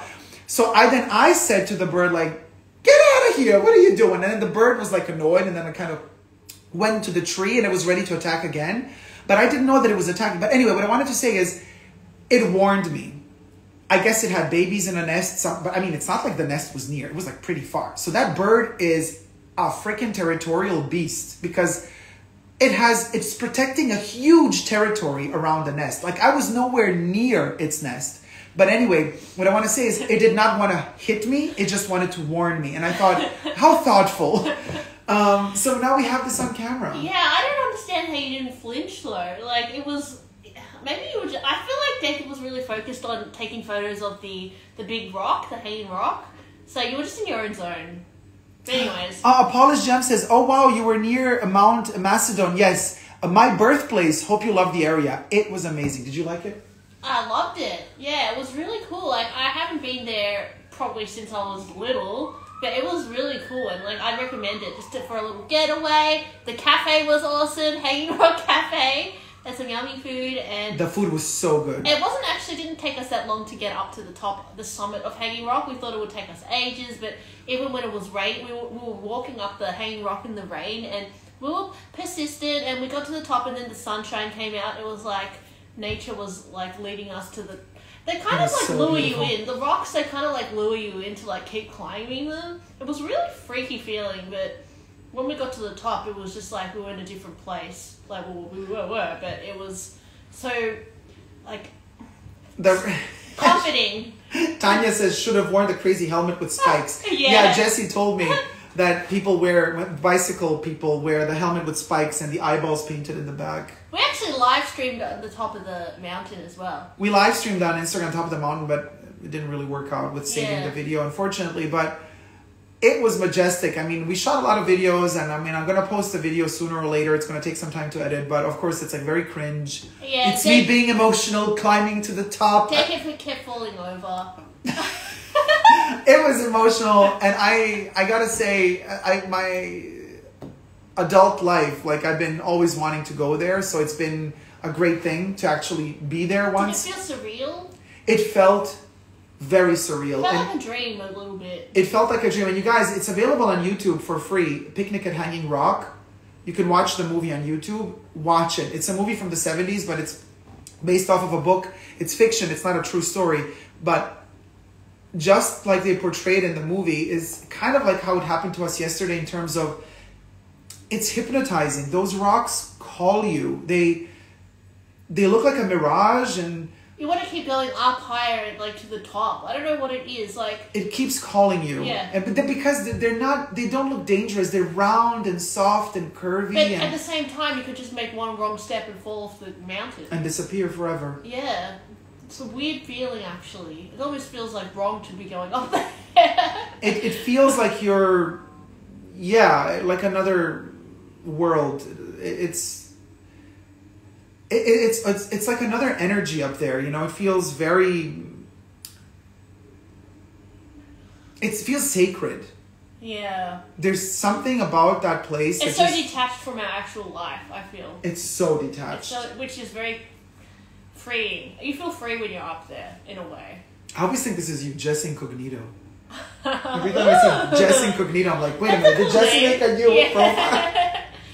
My second channel. Hey guys, you know what? My mother-in-law has a magpie family tapping on her window asking for food 3 times a day. Yeah.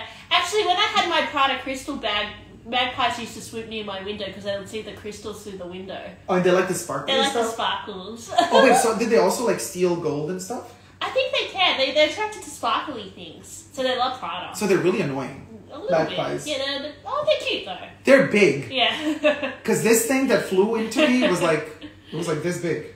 Yeah. They're big. They're cheeky. They have funny little like noises as well, like the. Yeah, that's funny. They sound like a computer. Yeah. That's them. Yeah. Sacred, love it. says CDSP89. And Cafe Johanna says, I'm watching this movie this week. It's awesome and it's on YouTube. Hopefully they don't take it down. But we just watched it yesterday off of YouTube for free. Somebody uploaded it. The way they portrayed their way that they dressed and their lifestyles are interesting as well. Like she was like the 1900s, washing her face in like a sink with flowers all in it. I'm like, wow, flower water. Like early 1900s, like all female school for like posh girls. They're all dressed in white. They have to be educated to be, proper and curtsy. And then one of these scenes they show early on in the movie, one of these main characters, she's washing her face out of this little bowl of water, and inside of there are freshly picked flowers. And like, it's kind of it's flowers bathing in water, and with that water she washes her face. Like, it's very bougie. Like, wow, I just never thought of like bathing in flowers. Like, yeah, Jess is like, I want to bathe in flowers. I think they can be trained to collect coins and shiny things for you. Oh, that's cool. The magpie. Let's send them to Prada. Yeah, let's send them to Prada. Let's send them to Prada. Like, hey, magpie, get us a glitzy Prada bag. Please. And then it just like flies in. Cuckoo, they went up in price so much, the Prada bags. Yeah, I think I bought mine for around 2,000 and I ended up selling it. Now they're 3,500 Australian. No way. They went up a lot. The Prada. Does anyone else notice that? The Prada crystal bag has gone up a lot since last year. I mean, yeah. Seriously? It's gone up a lot. You see, I don't even care. Like, I don't even look at Prada prices because, like, but wow. Yeah, it's gone up here. So, like, it's almost doubled. Not doubled, but 1/3. at least 1,000. Half, yeah. Yeah. That's insane, you guys. But anyway, so at the top of the mountain, I actually took with me. So, as you're climbing the mountain, there's a lot of different things that happen. We started off with a lot of rain, and then there was wind, and then there was sun. Like, we went through all the weathers before getting to the peak, which was like a dream. And the weirdest moment of this climb was when we were passing through this really strangely dangerous looking cliff formation, and there was a sign next to it that said vampire cliff? Yeah, vampire cliff. Yeah. And I'm like, you gotta be freaking kidding me, because in the movie they never mention a vampire cliff. All the videos that I've watched on YouTube of people climbing up Hanging Rock, nobody talks about the vampire cliff. And I'm like, me, a vampire, 237 years old, I'm walking and I just see this note that says like, now you're at Vampire Cliff. And I'm like, found your home, Dacob. I was like, you got to be kidding me. And it was pouring rain.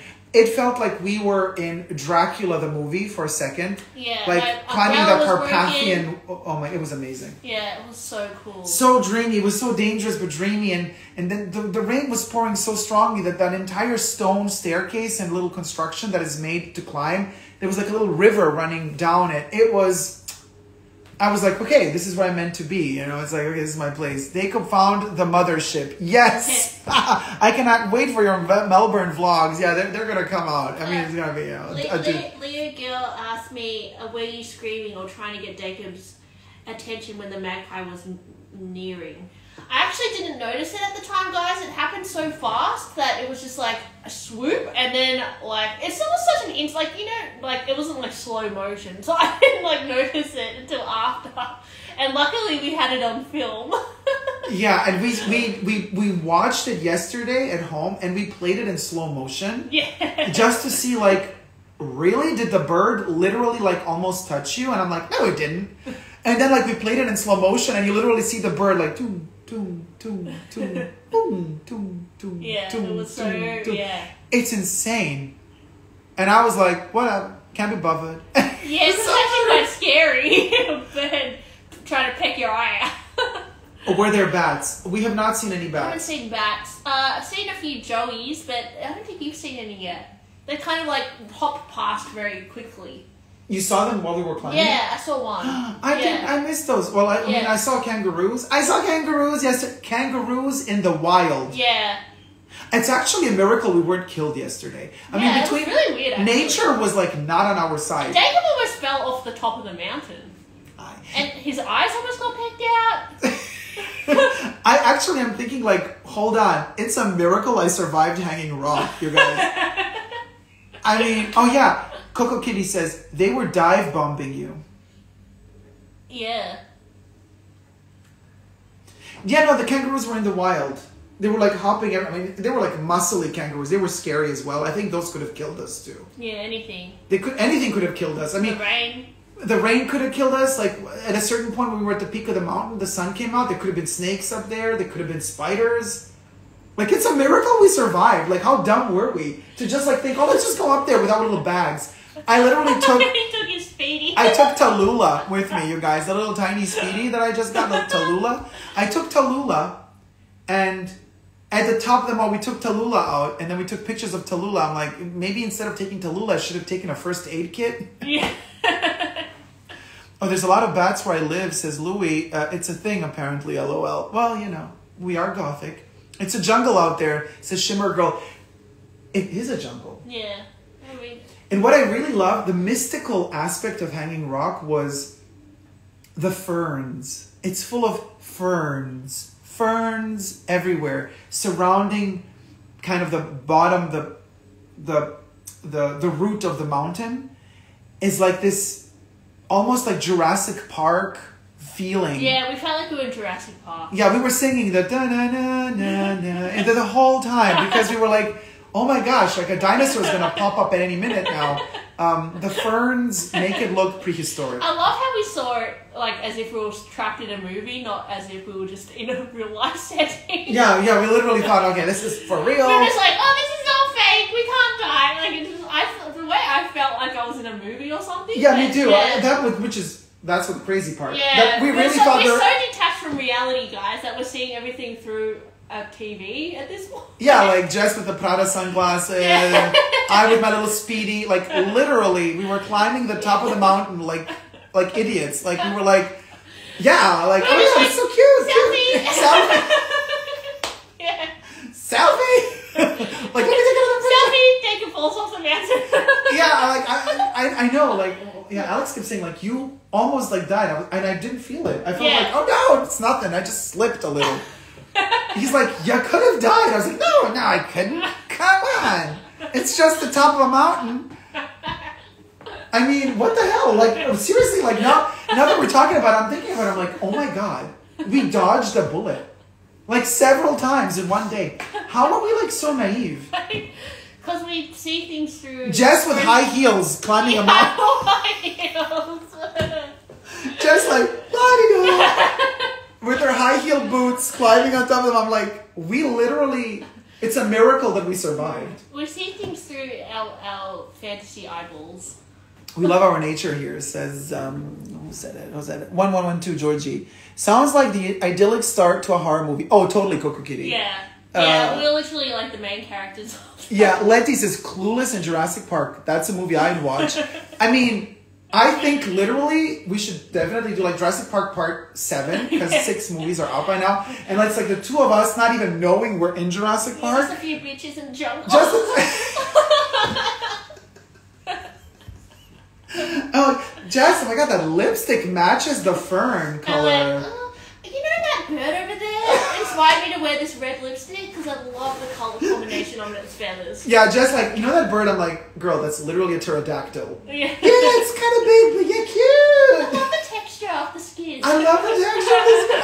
And then like the T-Rex passes by us. I'm like, girl, you're blocking the sun. We have to take a selfie. Like, what gives? I'm trying to get my tan. Trying to get my tan on. T. Hey, T, move it. Move it along. Come on. Could you imagine us, like, surviving Jurassic Park? Fanning you with the fan. Not knowing what... I swear to God, I have the feeling that magpie, the way the magpie reacted to me, like a T-Rex... Because I have the feeling the magpie was shocked that I did not give one hoot. Yeah. Like, you were just like...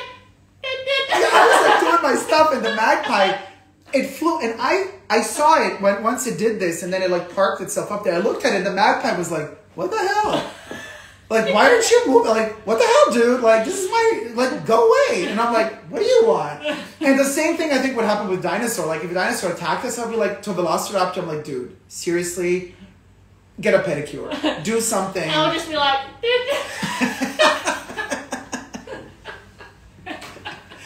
I mean, like, literally. literally, I don't know how. I still think we survived only because we were so clueless. Probably. And I think... Maybe that's how we survive in our everyday life. I have this theory about that, you guys. I have this theory that Podling behavior. But I have this theory that when you are literally one with nature, it's like you flow in that energy and nothing touches you. You just kind of flow unharmed. And I think we were so in tune yesterday with what was going on. We had no fear. We were fearless. We were like, we felt like that was such the right thing to do. We just let ourselves, and this is why Picnic at Hanging Rock, the movie, is so close to me, because those girls that got lost in the mountains, in the book and in the movie, they just let go. Like the mountain guided them. They just completely let go. And we did the same. Like it was pouring rain, and then the weather kept changing, but we just kept going. It was like calling us. It just kept saying... And I didn't feel like it was hard either, which is weird, because usually I'd be a baby about that stuff. I'd be like, oh, it's too wet, like, I don't like, too cold up here, but I was like, I want to see more of the mountain. Like, I just kept climbing up the mountain, like, and then actually I hadn't seen Picnic at Hanging Rock since I was in school, because I watched it at school, and then seeing it again yesterday on TV, I was like, gosh, like, we were literally like that, like, just so, like, the mountain is just so, like, alluring, like, you just want to keep going, like, exploring up into the little crevices, like, oh, what's around that corner, like, oh, that's a cool plant, like, I don't know, I just felt like a little cat exploring all the little, like, crevices of the mountain, but then there was this fear in me as well, like, oh, if I take one wrong move here, I could slip and fall down the mountain. It's amazing, though, you guys, it was so, and when you see my portion of the video that I filmed, like, I'm very cringe. Like, I was so emotional doing it. I very esoteric. I was like, oh my god, it's a miracle. It's like, you don't want to hear me talk in that video, but you're gonna, because I might cut out myself talking, but I was just like, I was zoned out. I was in another world. I mean, it hypnotizes you. That mountain literally...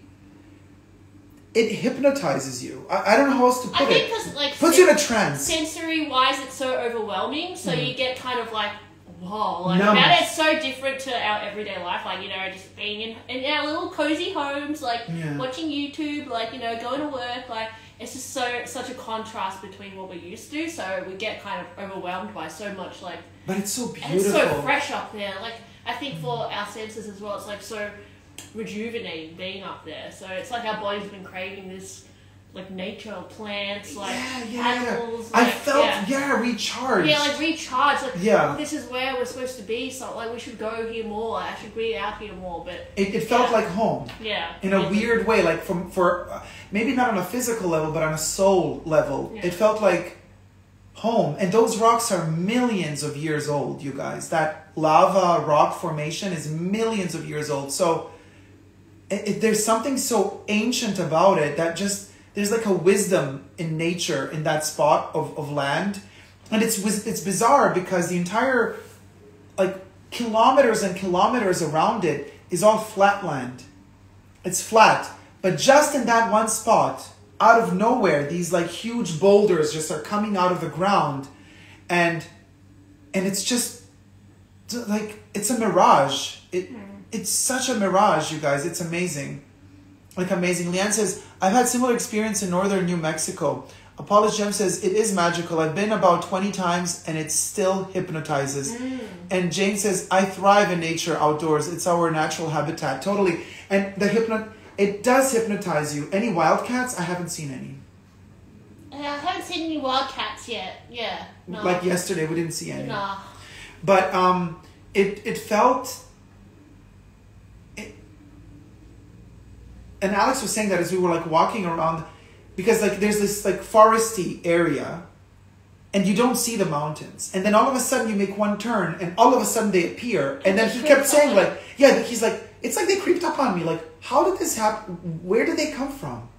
And they just kind of pop up and they're like kind of calling you in and you're like kind of, I get goosebumps. It's, man, what an experience. I'll never forget it. Yeah. Like, it's just, what can I say? Never forget it. I'm happy we finally got to see some nature anyway. We were like just going to Louis Vuitton and stuff. But we saw llamas. Yeah, we saw llamas. We saw really cute parakeets. I don't know, the little red birds. Yeah, rainbow lorikeets. Rainbow lorikeets, baby. They were so cute. And they were begging us for food, but it was raining and we were behind glass. Like when we actually had lunch there. You could have lunch at you could have lunch at Hanging Rock. Food was amazing. Really good. Like really, really good. Portions were huge. Price was good. Quality was great. Like they have their own kitchen there. They make it all themselves. I had some scones. Scones, darling. I had love lasagna with like a salad and fries. And so there's just like windows, but because it was raining, I mean, technically you could also eat outside. So the little parakeets, they usually beg for food outside. But since everybody was indoors because it was raining, the parakeets were like parking themselves on the glass, like looking at you like, so you're eating stuff. Want to give us a bite? And I'm like, there's literally a glass window between us, but they were adorable. Beautiful color. That's that. Anyway, you guys, I guess that's that. Yeah. Started it with Chanel, and ended we with started the talking mountains. about parakeets. Yeah. Well, it's all a circus anyway. Life is a circus. Take it with a grain of salt. And that's that, you guys. Any last questions? Otherwise, we're going to go and, I don't know, maybe eat, drink some more, watch some YouTube videos. I need to put makeup on. Yes, we drank our coffees, so we're getting all nice and hyper now. It was really good, right? Yeah. And now we're going to get ready for the day. I hope you guys have a wonderful day. If you have time, go see the Great Ocean Road. Thanks. Oh, yeah. Oh, 123 says you should have stayed there for a night. There's that cottage there, isn't there? Yeah. Are you coming to Brisbane? Oh, Dale, I would love to. Maybe in the future. I hope so. Is this Jesse's house? No, this is not Jesse's house. I wish. It's like a little cottage. It's a little cute little cottage in the middle of nature. Sobe says, thank you for doing the live. Thank you for watching us. The House of Louis says, I'm half asleep. I lost track. What y'all talking about? LOL. Yeah, we were kind of blabbing on for a while. Yeah, Kev says, we'll go. And yeah, Maddie says, thank you for the live. Yeah, we'll go, you guys. Love you loads. Never give up on love. And I hope that, hope we get to see you soon. Have a great day. Bye, everyone. Never give up on love. And follow Jessie on Instagram, _Jessie Style. Also on YouTube. You two are looking like siblings. Yeah, we are actually. We kind of have birthdays almost. We're tweeting it. We're almost born almost on the same day. We're just a couple of days apart. Come visit us in Mount Macedon again by, oh my God, Apollo's Gem. So basically, are you still living there?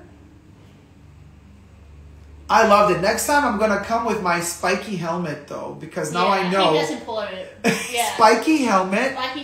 Maybe knee pads. And then also first aid kit instead of a speedy. Maybe. Maybe. And no high heels. Although I gotta say, all of us slipped at least once, except for Jess. She was the only one with high heels and she did not slip. What can I say? And all of us with sneakers were like falling, slipping, tripping, sliding. And she's like with her high heels like, la-di-da, let me go to the top of the mountain. Hold on, you guys. Let me take a selfie. Let me jump over this bush, you guys. I did get a bit discombobulated, so I was like stuck in between two rocks a few times. I mean, she's like, you guys. Oh man, how do I know? When do you live in Instagram? Oh, I don't know, Cafe Johannes. This is random. We were just talking and we're like, you know what? We're actually talking about some very interesting stuff right now, so let's record it. Right? Yeah. Oh, Paula's Gem says, yes, on the mountain itself, it's a beautiful town. What? Wow, we should do some research. Oh, no, the Macedon, the mountain is not Hanging Rock. I think it's another mountain behind it. Oh, okay. Or, I don't know, you guys, because so there's a town on a mountain. Well, there's no town on the top of Hanging Rock, that's for sure. Yeah. We've been there. I mean, you could set up camp up there, technically. There's a big enough... you could, but it'd be scary, because like the winds and stuff might blow everything down the mountain. Might be scary.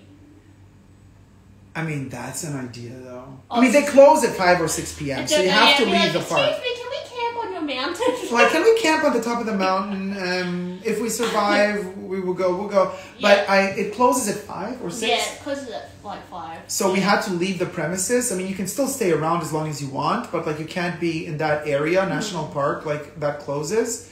And I'm gonna, you know what, Jess, we should Google that now when we finish the live stream to see like how the city looks on the mountain.